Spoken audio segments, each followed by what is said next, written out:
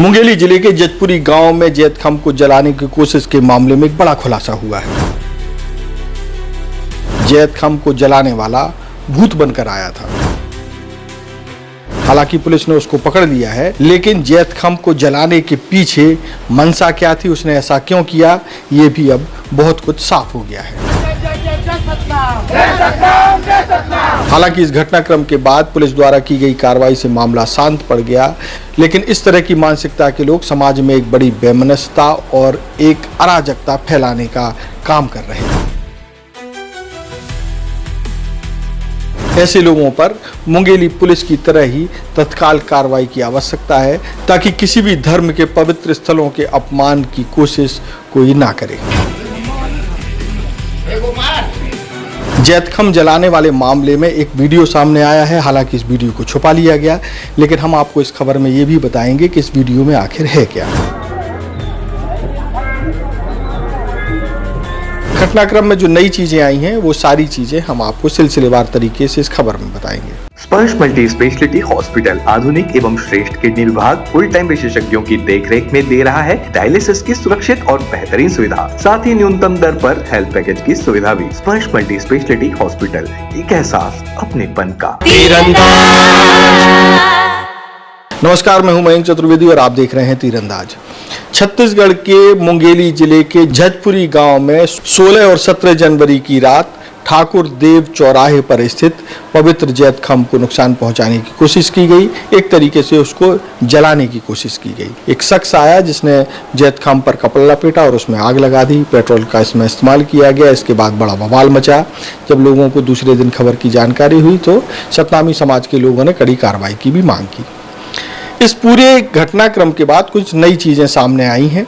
जब देखा कि जैत खाम को जलाने की कोशिश की गई है, पुलिस एक्टिव हुई और एक्टिव होने के बाद सबसे पहले वहां आसपास मौजूद सीसीटीवी कैमरे जो है खंगाले गए। वहां एक मेडिकल स्टोर बताया जा रहा है, जहां लगे कैमरे में ये सारा घटनाक्रम कैद हुआ बताया गया। हालांकि पुलिस ने सीसीटीवी कैमरे को अपने पास रख लिया। इसको पब्लिक में आने से रोकने की कोशिश की गई, भरपूर कोशिश की गई, लेकिन इस सीसीटीवी कैमरे में कैद क्या हुआ वो सारी जानकारी दे रहे हैं लोरमी सतनामी समाज के अध्यक्ष तोरण खांडे। आप सुनेंगे इनकी बात तो आपको पता चल जाएगा कि किस तरीके से एक व्यक्ति पूरे शरीर को ढक करके आता है, एक तरीके से भूत बन करके आता है और सतनामी समाज के पवित्र जैत खाम को आग के हवाले करने की कोशिश करता है। सबसे पहले सुनवाते हैं कि तोरण खांडे ने क्या बताया, यानी कि उस वीडियो फुटेज में क्या है जो सबसे छुपा लिया गया। ये घटना जो है 16 जनवरी की मध्यरात्रि की बात है और असामाजिक तत्व के द्वारा सतनामी समाज के आस्था के केंद्र जय स्तंभ को जलाकर अपमानित किया गया है, जिसमें लगभग 1:30 बजे रात को पुलिस को सीसीटीवी कैमरे में एक आदमी जैत स्तंभ की तरफ जाते हुए दिखा। उसने अपने सारे शरीर को गुलाबी कलर के ब्लैंकेट से ढका हुआ था, जिसमें उसके शरीर के किसी भी अंग का दिखाई नहीं दे रहा था, लेकिन हल्का सा वो लंगड़ा के चल रहा था। और लगभग 3 मिनट के बाद में उसने वहाँ पर सारे चीज़ को अंजाम देकर निकल गया। उसके बाद वहाँ पर 25 मिनट के बाद एक मोटरसाइकिल आता है। उसके बाद 5 मिनट के अंदर में फिर वही मोटरसाइकिल में 2 आदमी निकल के वहाँ से गुजरते हैं, लेकिन दोनों आदमी जय स्तंभ की तरफ निगाह करके नहीं देखे और निकल गए। उसके बाद घटना घटित हुआ है। इस घटना के बाद में हमको जब जांच चला, जांच में पुलिस वाले को कुछ जानकारी इकट्ठा हुई तो उसने हमें बताया कि ऐसा ऐसा घटना घटित हुआ है, इसमें आप देख सकते हैं। तो मैं, रामेश्वर बंजारे और अशोक सोनवानी जी तीनों गए और तीनों को उस फुटेज को दिखाया गया। किसके द्वारा दिखाया गया फुटेज को? पुलिस प्रशासन के द्वारा दिखाया गया।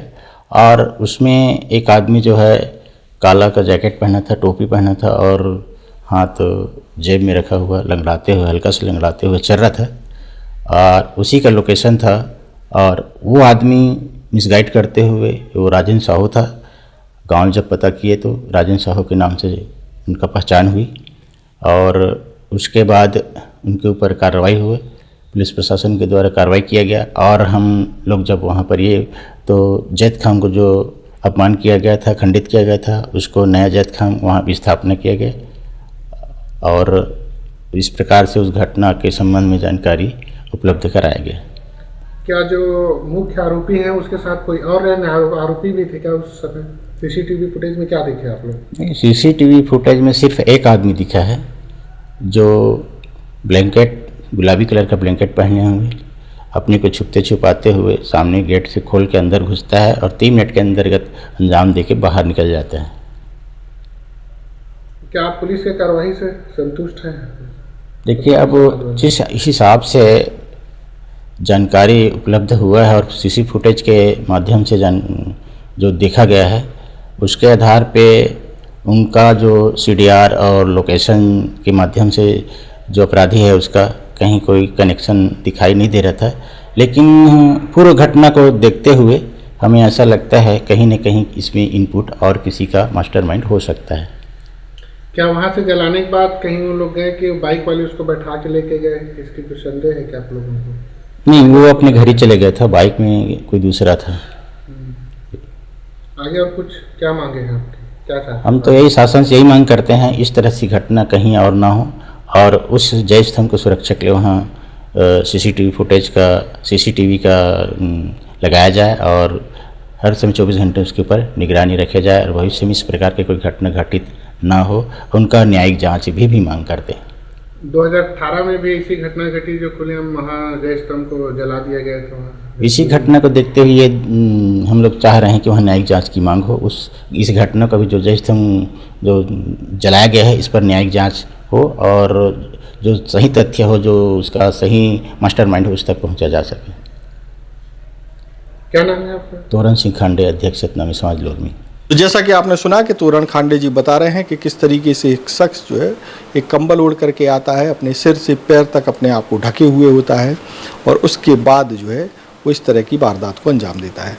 अच्छा, इस घटनाक्रम में एक और गजब बात ये है कि जब पुलिस इसकी जांच कर रही होती है तो पुलिस को ये भी पता चलता है, जब ये सीसीटीवी फुटेज की जांच कर रही होती है तो पुलिस को ये पता चलता है कि वारदात को अंजाम देने के बाद दूसरे दिन जब बवाल मचा हुआ था उस दौरान भी आरोपी जिसका नाम राजेश शर्मा है, जिसको पुलिस ने गिरफ्तार किया है, वो जैकेट पहन करके वहाँ घूमता हुआ दिखाई दिया। लेकिन पुलिस ने पकड़ा कैसे, ये भी बड़ा सवाल है। तो जो सूत्र हैं वो बताते हैं कि जब ये राजेश साहू अपने आप को पूरी तरीके से ढक कर आया तो इसकी चाल ढाल को पुलिस ने नोटिस किया और जब इसकी चाल ढाल के बारे में लोगों से डिस्कस किया गया, पूछताछ की गई तो पता चला कि ये संदिग्ध जो है राजेश साहू नाम का व्यक्ति है। पुलिस इसको पकड़ लेती है, वो पूछताछ करती है, तब एक नई चीज़ का खुलासा होता है। पुलिस पूछती है कि भाई आखिर इस इतनी बड़ी वारदात को अंजाम देने की ज़रूरत क्या थी, क्या कोई साजिश थी और कौन कौन लोग इसमें शामिल थे। तब पता चलता है कि कुछ रोज़ पहले एक जयंती कार्यक्रम होता है। उस जयंती कार्यक्रम में राजेश जो साहू है, बताया ये जा रहा है कि राजेश साहू शराब के नशे में पहुंचता है, वहाँ कुछ लोग इसका विरोध करते हैं और इस बातचीत के दौरान मारपीट भी हो जाती है। इसी मारपीट से ये राजेश साहू क्षुब्ध हो जाता है और इस वारदात को अंजाम देता है, ऐसा पुलिस का दावा है। हमने जो है आरोपी राजेश साहू को गिरफ्तार किया, इसको रिमांड पर आज भेजा जा रहा है और तमाम सीडीआर और वीडियो फुटेज के आधार पे एक लंगड़े व्यक्ति या लंगड़ा कर चलने वाले व्यक्ति की जो है पुष्टि हुई थी और गांव में उसकी तस्दीक करने पर और सीडीआर देखने पर ये पता चला कि उसके द्वारा ये घटना घटित की गई है और इस आधार पर उससे आज गिरफ्तार किया गया है। सर, आपको कौन कौन सा धारा लगा? इसलिए शांतिपूर्ण है और समाज के सभी नेताओं द्वारा भी जो है इसमें अपील की गई है, सभी का सहयोग है, स्थिति नियंत्रण में है और सब कुछ ठीक ठाक चल रहा है। हालांकि पुलिस ने इसको गिरफ्तार कर लिया है, जेल भी भेज दिया है, लेकिन ये भी समझना होगा कि इस तरह की मानसिकता के लोग जिनको ये नहीं मालूम है कि इस एक छोटी सी घटना है जो मारपीट की घटना है, उसकी प्रतिक्रिया में वो इतना बड़ा कांड करने जा रहा है जिससे समाजों में बेमनस्ता फैल सकती है, विवाद पैदा हो सकता है और ये कंटिन्यूअसली छत्तीसगढ़ में हो रहा है। उससे सतनामी समाज काफ़ी नाराज। हाँ, आपको एक और चीज़ यहाँ बता देते हैं कि लोरमी में तो सतनामी समाज ने विरोध किया ही था, बिलासपुर में भी सतनामी समाज के लोग जो है कलेक्ट्रेट पहुँचे थे और आरोपी की गिरफ्तारी की मांग कर रहे थे। हालांकि जो अल्टीमेटम सतनामी समाज दे रहा था 3 दिन का करीब बताया जा रहा है, उससे पहले ही पुलिस ने आरोपी को गिरफ्तार करके इस पूरे मामले को शांत कर दिया है। लेकिन सोचने वाली बात यह है कि छोटी छोटी बातों के जो रिएक्शन है उसमें एक बड़े समाज को उलझा देना, एक बड़े समाज पर एक बड़ा एक तरीके से अपमानित कर देने वाला कांड करना, इससे जो है समाज में एक बड़ा विवाद पैदा हो सकता है और ऐसे लोगों के खिलाफ सख्त कार्रवाई बेहद ज़रूरी है। देश और दुनिया की ताज़ा तरीन खबरों से जुड़े रहने के लिए आप तीरंदाज को सब्सक्राइब करना बिल्कुल ना भूलें, बेल आइकन को जरूर प्रेस कर लें और अगर आप हमारे इस वीडियो को हमारे फेसबुक पेज या इंस्टाग्राम पर देख रहे हैं तो उसे भी फॉलो कर लीजिए। नमस्कार।